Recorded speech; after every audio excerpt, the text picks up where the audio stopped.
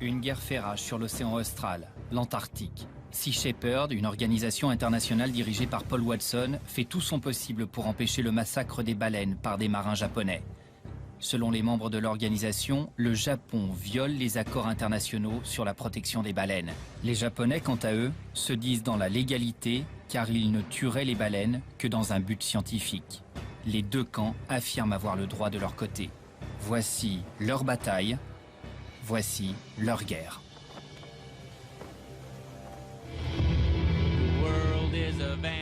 Précédent. Nous sommes à quelques jours d'une possible confrontation avec les baleiniers japonais. Je survole le Yushin Maru 2. D'accord. S'ils prennent en otage des gens montés à bord, ça mettra l'Australie dans une position diplomatique très délicate. Pour moi, c'était très important d'aller au bout de mes convictions. La mort est une éventualité. Si vous ne l'acceptez pas, ce n'est pas la peine d'être ici.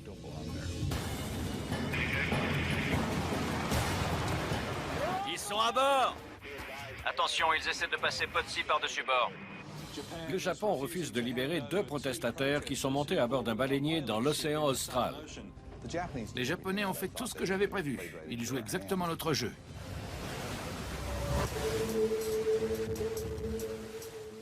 Une fois Giles et Potsi à bord du Yushin Maru 2, on ne pouvait plus faire grand-chose pour les protéger, à part attirer le plus possible l'attention des médias.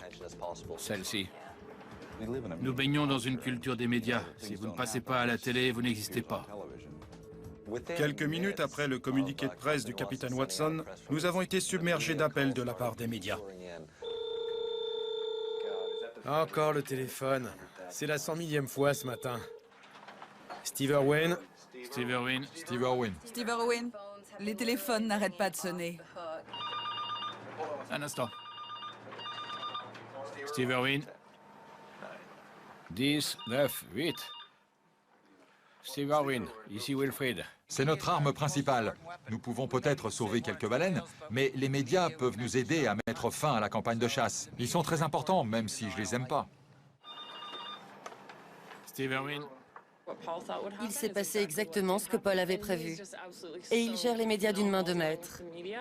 Ils ont essayé de balancer Benjamin Potts par-dessus bord. Le navire allait à 17 nœuds et il a dû lutter pour rester à bord. Avec lui, l'abordage devient l'histoire de 2 héros venus délivrer un message et retenus en otage. Oui, nous sommes très inquiets pour leur sécurité. Ce n'est rien moins qu'un enlèvement.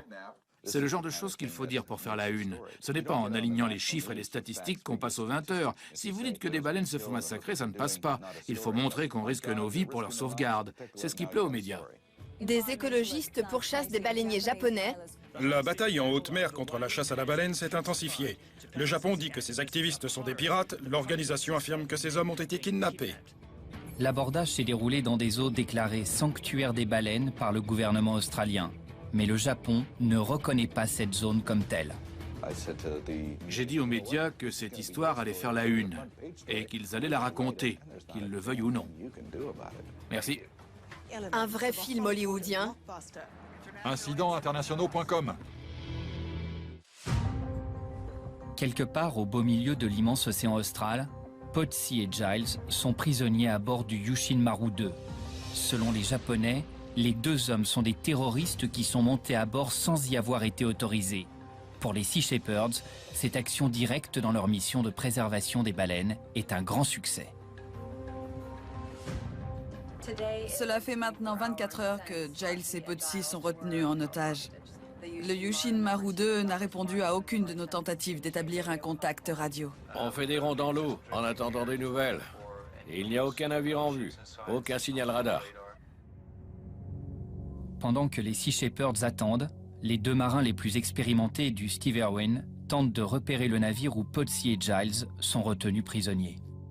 Allons vers l'ouest pour tirer ça au clair. Malcolm est un marin professionnel. Il est formé à ce genre de choses. 70? 74. 74, oui. Tout le monde aime Malcolm. Il sait comment mener un bateau plus que n'importe qui d'autre à bord. On sait qu'au moment du dernier point, ils allaient dans cette direction. Combien de temps ont-ils continué? Et à quel moment ont-ils viré? Tu peux me dire? Ils peuvent être n'importe où. Lorsqu'elle verra qu'on n'est pas dans les parages, la flotte de baleiniers japonais va commencer sa pêche aujourd'hui ou demain. Mais dès qu'on arrive, ils s'arrêtent, c'est pour ça qu'on est là. Les nuages se déplacent dans cette direction. On aura de la pluie demain ou ce soir. Je pense vers 18 h. Wilfried a une grande expérience de la mer. Il a réalisé plusieurs traversées océaniques. Il est très compétent. Mon quart est de minuit à 4 h et Wilfried est chargé du suivant de 4 à 8. Depuis les quelques mois que nous nous fréquentons à l'occasion de cette campagne, un grand respect mutuel s'est établi entre nous. On sait ce qu'on peut attendre l'un de l'autre. Je navigue depuis que j'ai 12 ans, sur tous les types de navires. J'ai navigué autour du globe pendant 3 ans et je sais comment organiser les choses. Je me suis occupé d'organisation. Beaucoup des volontaires trouvent l'absence de leurs deux collègues très pesante. Potsy et Giles sont dans toutes les pensées. Pour moi, c'était très important d'être fidèle à mes convictions et de faire enfin quelque chose qui compte.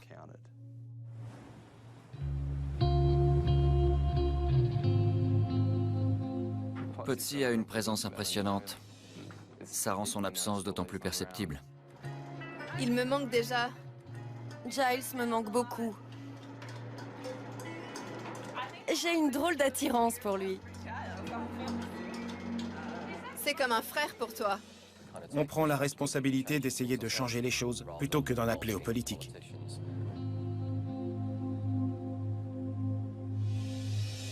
C'est notre cabine, à Potsy et à moi. Voici le lit où il dort d'habitude. S'il ne revient pas vite, je prendrai son lit. Il est un peu plus grand et plus facile d'accès. Il me manque beaucoup. L'ambiance est assez grave. Je sais que beaucoup de gens pensent à eux. Mais en même temps, plus ils restent sur le baleinier, et mieux c'est pour nous. C'est le but de notre action. Je suis sûr qu'ils veulent aller au bout pour obtenir le meilleur résultat possible, pour que leur sacrifice n'ait pas été vain.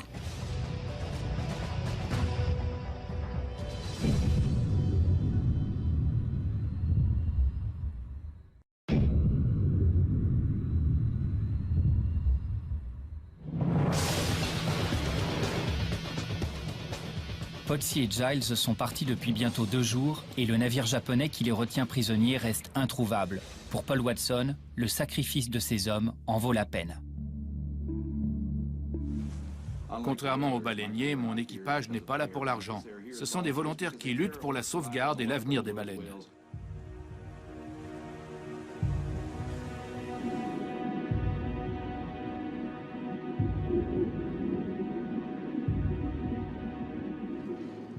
La baleine, la plus grande espèce de la planète, se nourrit de l'espèce la plus petite, le plancton. L'été, les baleines descendent en Antarctique pour y trouver leur nourriture. L'Antarctique est l'un des endroits au monde où le plancton est le plus riche. C'est pourquoi on trouve tant de baleines dans cette région. J'ai peine à croire que les baleines aient réussi à survivre au massacre que l'humanité continue de perpétrer sur les océans. L'extermination massive des espèces océaniques est un acte impardonnable.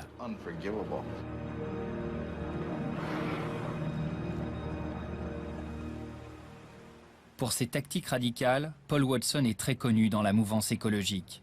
Il ne ménage pas ses efforts pour expliquer aux médias la position controversée des Sea Shepherds. Pour moi, l'accusation de piraterie ne tiendra pas la route, vu qu'ils sont montés sur le bateau avec une lettre de revendication. Le capitaine Watson n'a pas fermé l'œil depuis le début de l'opération. Il est presque 2 h du matin, mais ça ne fait rien, je suis debout. Ça fait plus de 24 heures qu'il n'a pas dormi. Et il est toujours efficace. Tôt ou tard, on va être obligé de l'attacher sur son lit. Mais pour l'instant, il est toujours en pleine forme. À l'heure qu'il est, nous ne savons ni où ils sont, ni comment ils sont traités. Et nous ignorons toujours les intentions des Japonais.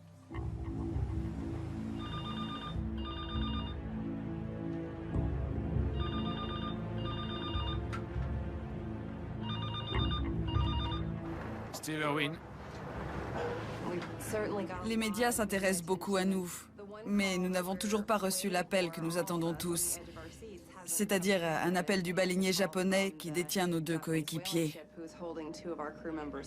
D'accord, parfait, merci. Ce sont eux les pirates, ce sont des braconniers. Ils ne sont là que pour tuer des baleines.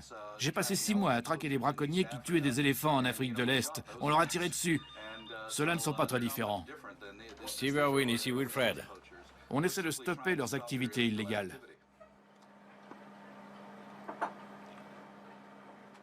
Oui, vous pouvez patienter une seconde, s'il vous plaît? Je vous le passe. Ce sont les Japonais. Allô? C'est un appel des Japonais. Oui. Oui.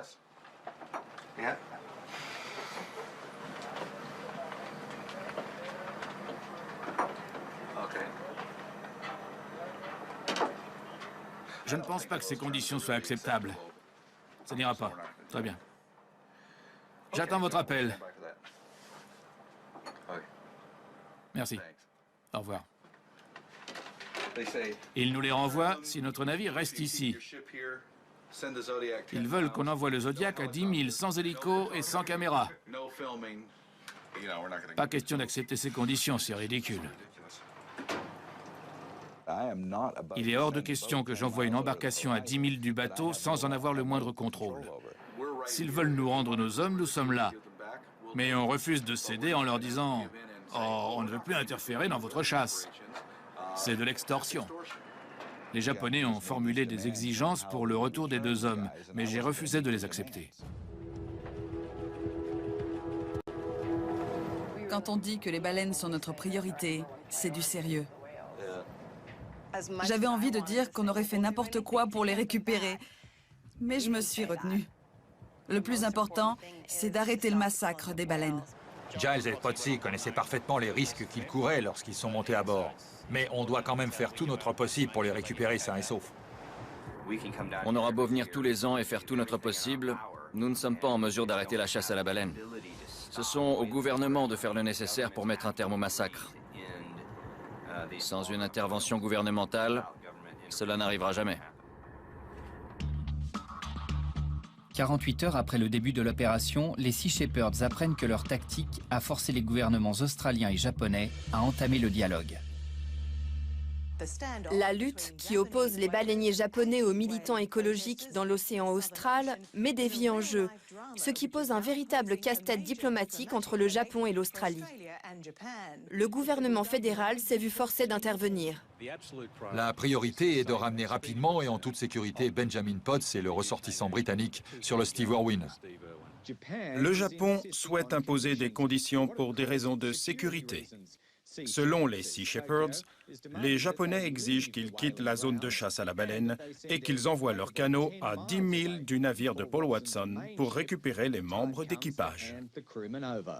Les 2 parties doivent exercer la plus grande prudence, d'autant plus que des vies humaines sont en jeu.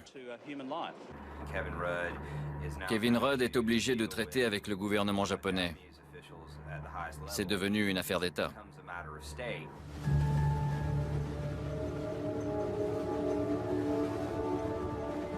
Les Sea Shepherds apprennent que les 2 gouvernements ont trouvé un accord.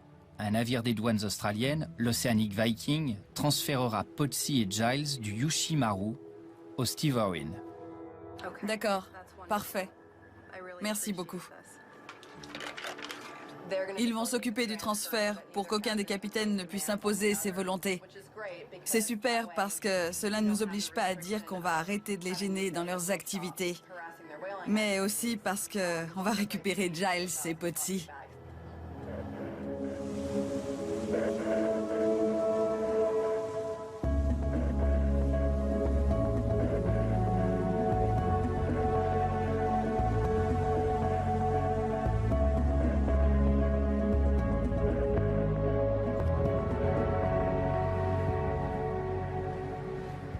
Au cours de la nuit, Giles et Potsy sont transférés sur l'Oceanic Viking.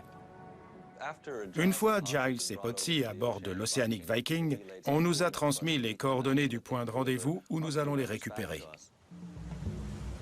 Le gouvernement australien donne 7 heures au Steve Irwin pour arriver au rendez-vous fixé. Ils ont une grande distance à parcourir et très peu de temps devant eux. J'étais en train de donner nos coordonnées à la salle des machines lorsque j'ai levé les yeux et que j'ai vu un baleinier tout près de nous. Ils sont gonflés, ils nous passent sous le nez. Ils savaient certainement où nous étions. Ils ont dû nous voir sur leur radar. Ils essayaient peut-être de s'éloigner, mais je crois plutôt qu'ils nous narguaient. Le Yushin Maru, il est à 4000 devant nous. Tu rigoles? De toute évidence, ils venaient de relâcher nos 2 copains et ils étaient en route pour rejoindre le reste de la flotte.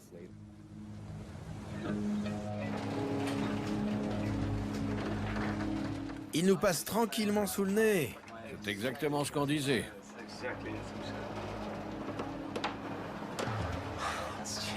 C'est énervant.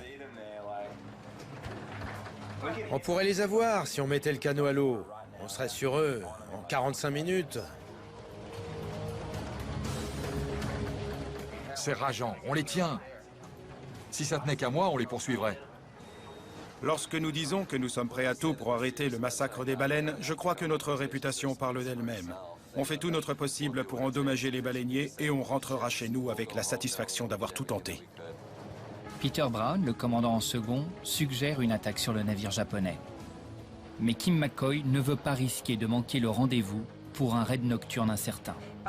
Le temps qu'on les rattrape, la nuit sera tombée. On n'y voit déjà presque plus rien. Nous sommes à 4 heures du point de rendez-vous et nous avons 7 heures pour établir le contact. Ce qui nous laisse donc 3 heures de marge. C'est le moment ou jamais. Allons-y. Il faut qu'on attende de les avoir récupérés avant de faire quoi que ce soit. On ne peut pas se le permettre. Paul dormait. Il venait de passer une bonne 50aine d'heures sans fermer l'œil. On va réveiller le capitaine Watson pour savoir ce qu'il veut qu'on fasse. Kim se dirige vers la cabine de Paul Watson. Qu'est-ce qu'on fait? On verra ce que dit le capitaine. Je pense qu'on devrait aller les harceler.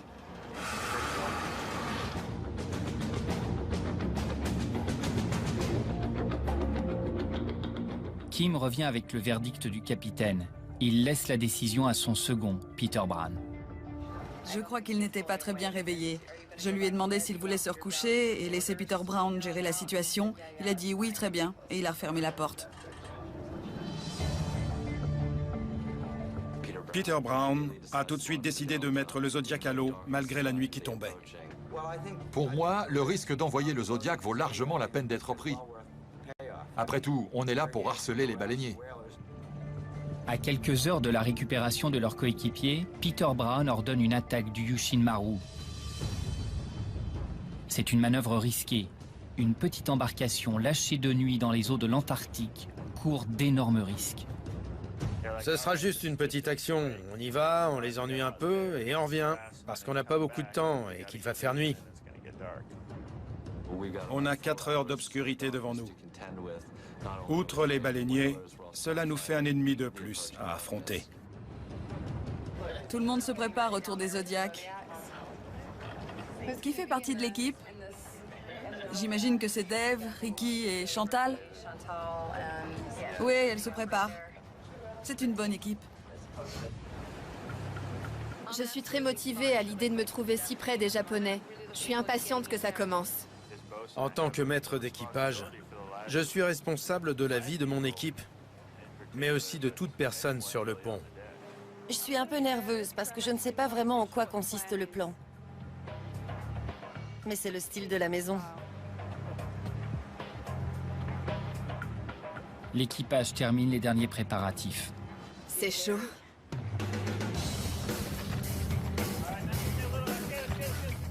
Peter Brown leur demande d'emporter de l'acide butyrique et de quoi endommager l'hélice.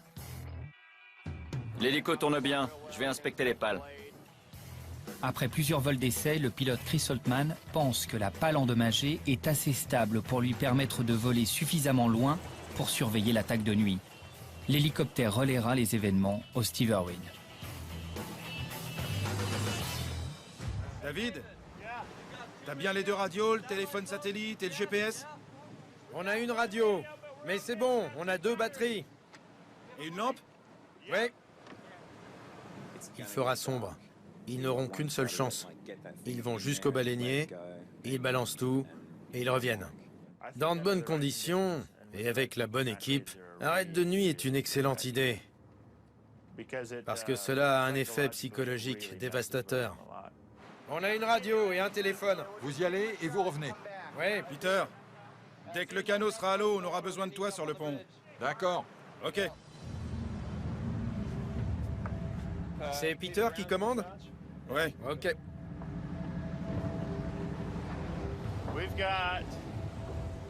Le Yushin Maru est à notre tribord avant.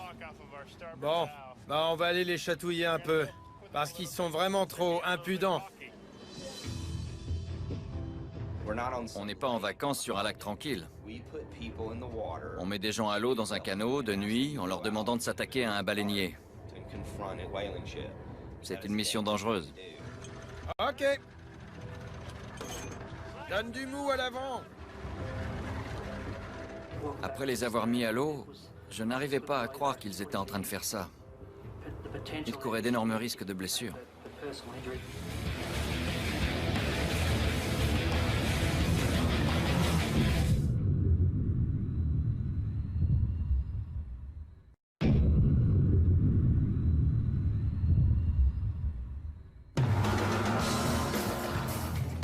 Sous les ordres de Peter Brown, le commandant en second, les Sea Shepherds ont lancé une mission à haut risque, une attaque nocturne contre le baleinier japonais Yushin Maru 2.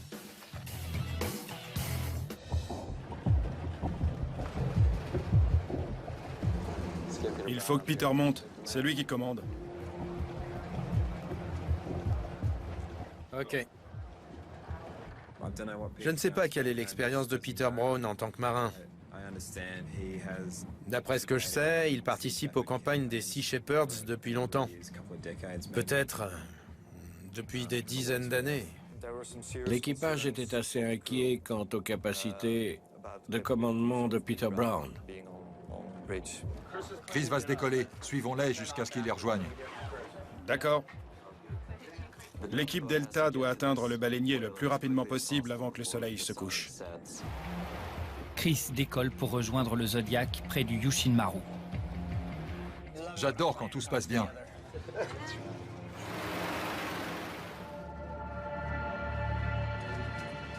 Ça s'assombrit? Oui. On les voit encore?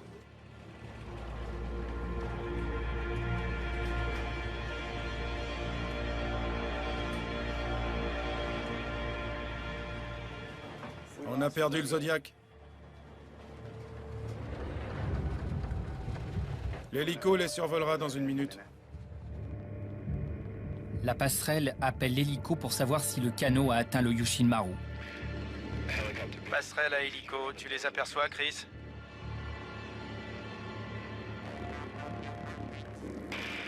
Négatif. J'allais justement vous appeler. Je suis au-dessus du baleinier et je ne les vois nulle part. Delta, Delta, ici passerelle. Delta, Delta. Delta, Delta, ici passerelle.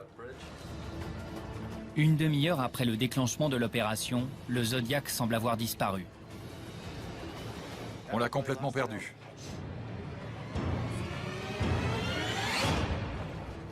Peter Brown n'a d'autre choix que d'attendre. Le jour baisse rapidement. Chris sillonne la zone, mais en vain.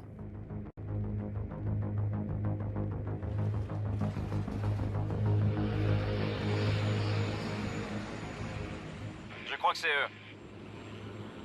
Oui, c'est eux. Ils ont complètement dévié. Ici l'hélico, j'ai repéré le Zodiac. Il les a trouvés.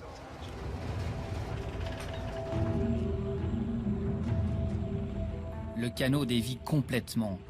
Chris essaie désespérément de le contacter. Delta, ici hélicoptère, vous me recevez? Delta. J'ai essayé plusieurs fois d'attirer leur attention. Je ne sais pas si leur radio était HS ou s'il leur était arrivé quelque chose. Delta, hélico, à vous. Personne ne sait pourquoi ils ne répondent pas. Hélicoptère, ici passerelle. Essaie de leur faire signe d'allumer leur téléphone satellite. J'essaie, je suis juste au-dessus d'eux. Delta, Delta, hélico, à vous. Ils sont perdus en pleine tempête de neige. La température est glaciale et ils ne répondent pas. Toutes les tentatives de communication échouent. En dernier recours, Chris essaie de leur faire des signes à l'aide de ses mains. Tu es en communication avec eux? Non.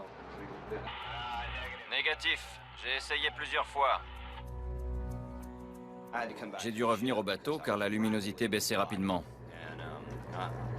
Je peux faire beaucoup de choses, mais pas piloter un hélico de nuit au-dessus de la mer sans aucune référence lumineuse. Il ne reste que quelques minutes avant que l'obscurité soit trop importante pour permettre de voler. Chris est contraint de faire demi-tour. L'équipe Delta est maintenant seule au monde. Elle ne sait pas qu'elle est perdue et qu'elle fonce dans la mauvaise direction. Peter Brown fait éteindre les lumières du pont pour améliorer la vision de nuit de son équipage. Delta, Delta, Delta, ici passerelle. Vous me recevez? À vous. Vous me recevez? Appelez-nous sur le téléphone satellite, nous avons perdu le contact. À vous. Les passagers du Zodiac sont complètement livrés à eux-mêmes. Delta, Delta, ici passerelle.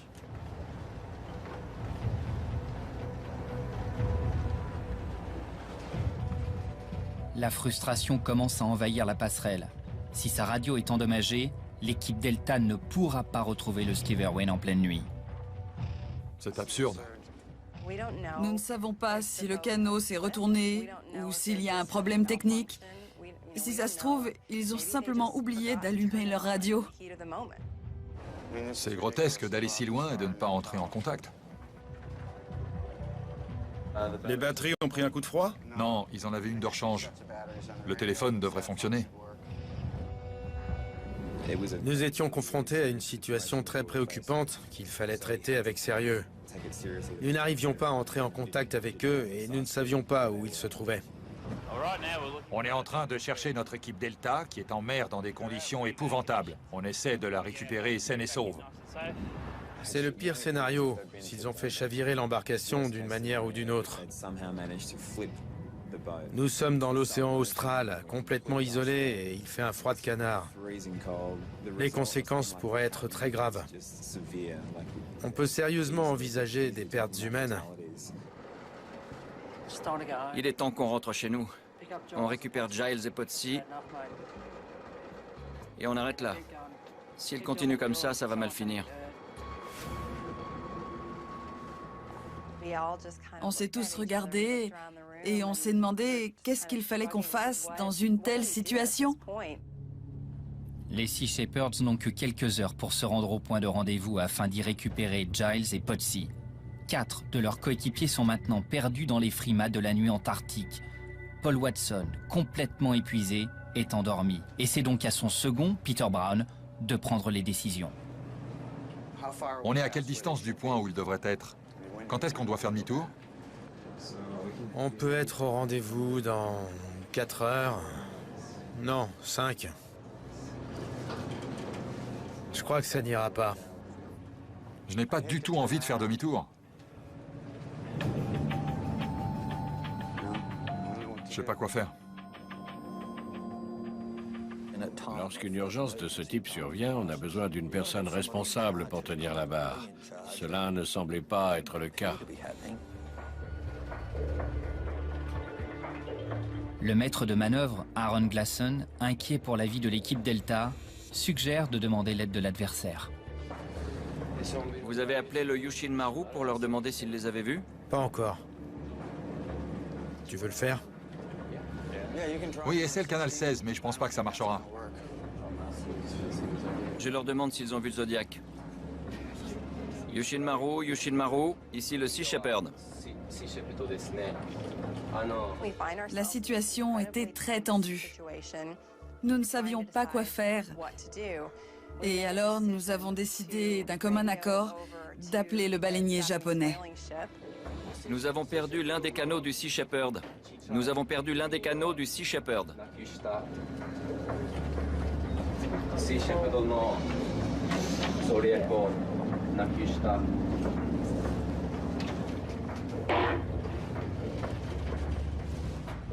Malgré plusieurs appels de détresse, le baleinier japonais ne répond pas.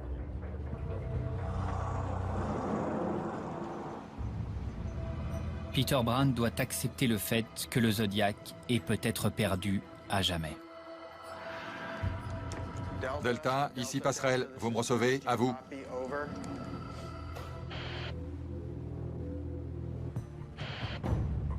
On lance un appel de détresse? Pardon? On le fait quand? J'en sais rien.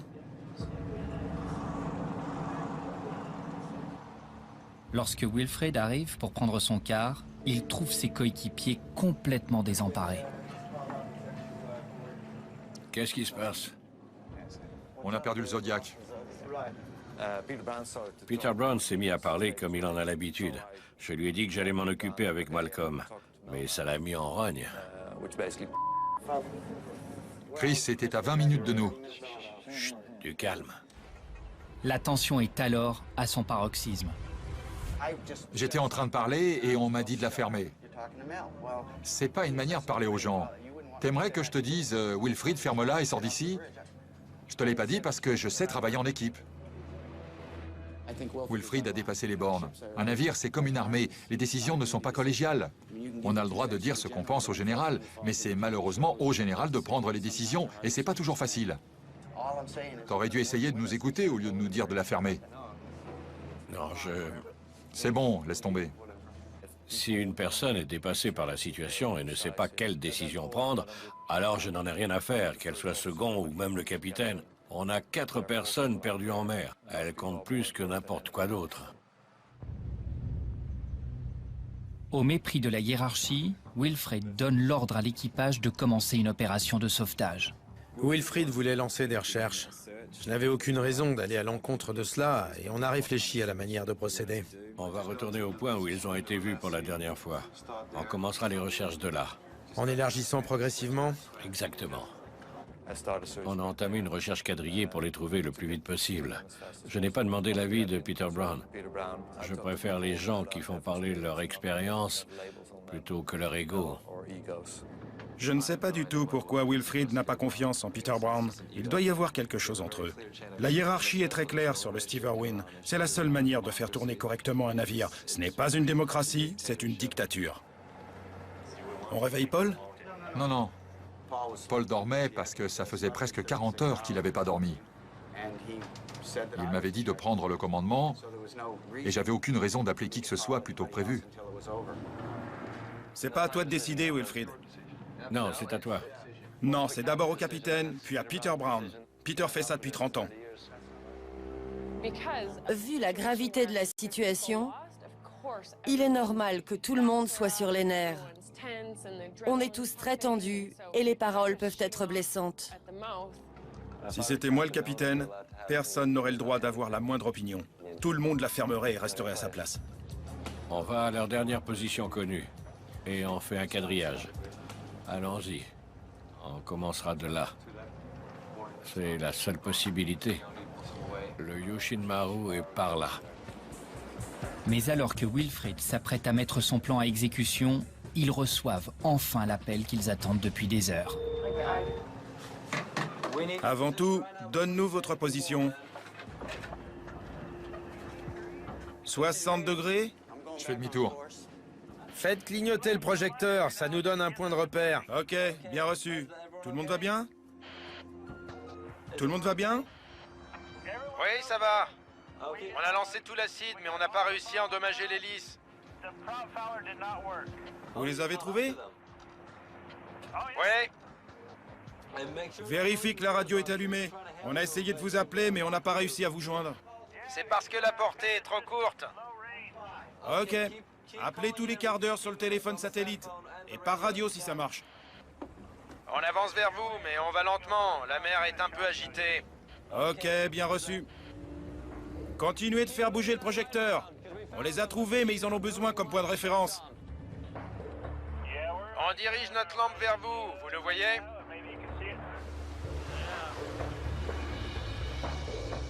Ils sont en pleine forme depuis le début. Je leur donnais encore 1 heure avant de songer à m'inquiéter.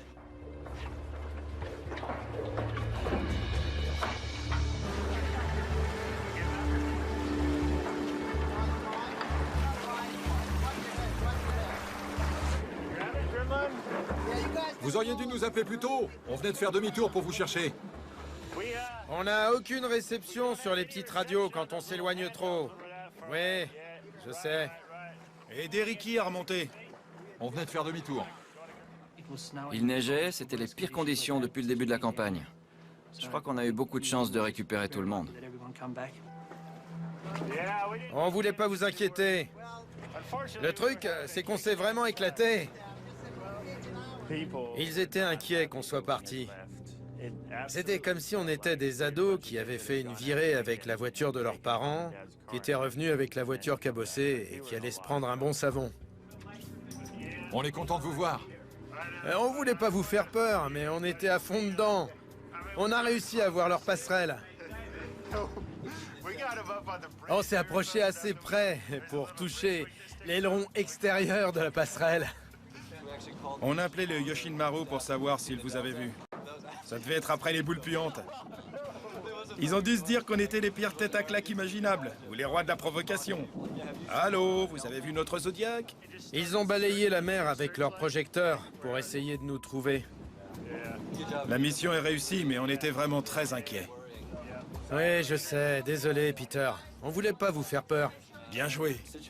Des situations de ce genre créent des tensions, mais il faut que l'équipage comprenne que les officiers sont à leur poste, parce qu'ils possèdent l'expérience nécessaire pour gérer ce genre de situation, et qu'ils doivent bénéficier de la confiance de tout le monde. On m'a dit de la fermer. Je sais, c'est pas normal. J'ai dit à Wilfried que je le traiterai pas comme ça. On en parlera demain. Merci Pete, bon travail. Toi aussi. On est en retard pour le rendez-vous. Dès que vous serez prêts, on se remettra en route. C'est bon pour nous. Ok. Il faut qu'on se dépêche si on veut être à l'heure au rendez-vous pour le transfert de Potsy et de Giles. Ouais. Il faudrait que ça se reproduise pas. Le navire change de cap pour se diriger vers le point de rendez-vous. Mais cette attaque nocturne a coûté très cher. L'Australie et le Japon ont négocié pendant 3 jours pour se mettre d'accord sur le transfert de Potsy et de Giles. Les Sea Shepherds risquent maintenant de manquer ce rendez-vous.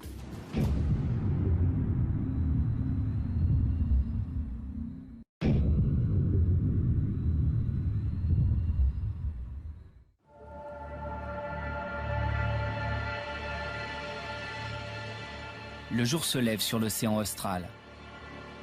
Paul Watson reprend le commandement après s'être reposé d'une période de veille de 36 heures. On devrait attendre ici entre les deux pour voir la direction qu'ils prendront. Ok. Le Steve Irwin avance à pleine vitesse pour récupérer Potsy et Giles. Il est en retard et a encore plusieurs milles à parcourir. Les médias du monde entier veulent savoir comment se portent les deux hommes. On en saura plus très bientôt, mais je suis sûr qu'ils sont très heureux de savoir que cela fait 8 jours qu'aucune baleine n'a été tuée dans la région. Et nous espérons prolonger cette trêve le plus longtemps possible. Nos sentiments sont partagés. Nous savions que plus ils resteraient sur le navire japonais, et plus il faudrait de temps pour que la chasse reprenne. Les répercussions du raid de la nuit précédente se font ressentir dans tout le navire. Et nous contacter toutes les 10 minutes, t'y as pas pensé? Si la VHF avait fonctionné. Et le téléphone alors? Oui, je sais. Je veux pas le savoir. Dans ce genre de situation, utiliser un téléphone satellite... Je m'en fiche complètement. Vous étiez en mer, tout seul, de nuit. Ouais. Pas la peine d'être un génie. Ouais, t'as raison. Sur la passerelle, les officiers de commandement prennent des sanctions disciplinaires à l'encontre de Wilfried pour être passé outre la hiérarchie. Wilfried n'est plus chargé du quart de 4h à 8h. S'il veut pas suivre les ordres ou respecter l'échelle hiérarchique de ce bâtiment, c'est qu'il n'est pas capable d'assumer le commandement d'un quart, parce que ses réactions seraient imprévisibles. Certaines personnes vivent dans un monde enchanté. Elles pensent pouvoir faire tout ce qu'elles veulent. Elles se croient malignes Mais elle ne pige rien. S'il refuse d'obéir aux ordres du capitaine, ou aux miens, ou à ceux des autres officiers, son refus de respecter la hiérarchie représente un danger pour le navire. Paul Watson soutient l'autorité de son second. Peter avait la situation en main. Quand Wilfrid est arrivé, il est monté sur ses grands chevaux et il a dépassé les bornes. Un navire est conçu selon un système strictement hiérarchique. Par exemple, rien ne m'oblige à parler à qui que ce soit. C'est le maître tacticien de la campagne. Il est trop occupé à sauver les baleines pour gérer ce genre de problème relationnel.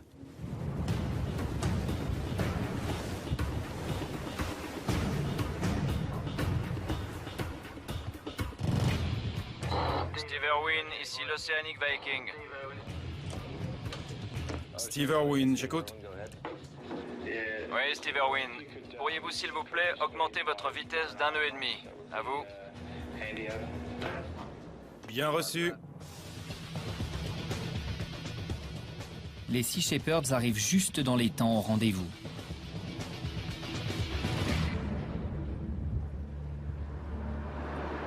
Je suis si contente de revoir Giles.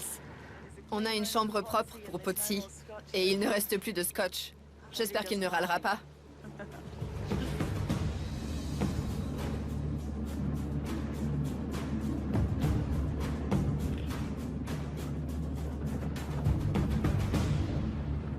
Tu descends les recevoir sur le pont principal? Non. Non? Alors j'y vais. C'est important que quelqu'un soit présent pour les remercier. Si tu veux. Ça devrait être toi. Je ne bouge pas d'ici. Ok, j'y vais. Nous n'avons eu aucune confirmation de l'état de santé de Giles ou de Potsy. J'espère qu'ils vont bien et que ça aura des répercussions positives. Ils étaient un peu agressifs. Ils ont essayé de balancer Potsy par-dessus bord. J'espère qu'ils se sont calmés ensuite. L'abordage a été un peu chaotique. On a eu l'impression qu'ils se faisaient agresser. Il y a eu une bousculade et je crois que les Japonais ont réagi un peu trop violemment. Les voilà. L'équipage est impatient d'apprendre ce qui est arrivé aux deux hommes pendant les 3 jours qu'ils ont passés à bord du Yushin Maru. Le plan de Paul Watson d'aborder le navire japonais a-t-il été un immense exploit ou un échec complet?